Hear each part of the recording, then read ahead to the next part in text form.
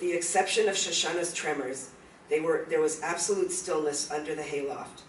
She listened to the heavy trample of the boots as they made their way to the back of the barn, where a few crates of cabbages still remained from the winter. She could hear the crisp sound of cabbage being cut as one of the soldiers stabbed through each crate.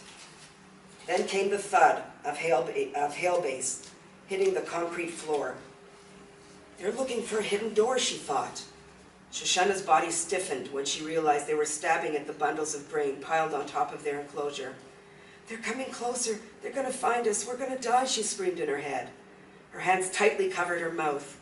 She looked over to her mother, searching desperately for reassurance. Hannah stared back at her daughter, then shut her eyes. She can't even look at me, Shoshana thought, trying desperately to control her terror.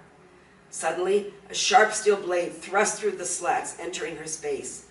She held her breath as the sight of the shiny metal hovered over her feet. She exhaled slowly as the blade retreated. A moment later, the blade cut through again, this time just above Shoshana's neck. She willed herself to stay still, her breathing quick and shallow, her eyes wide and fixed on the menacing point of the weapon. Shoshana prayed hard for a quick death.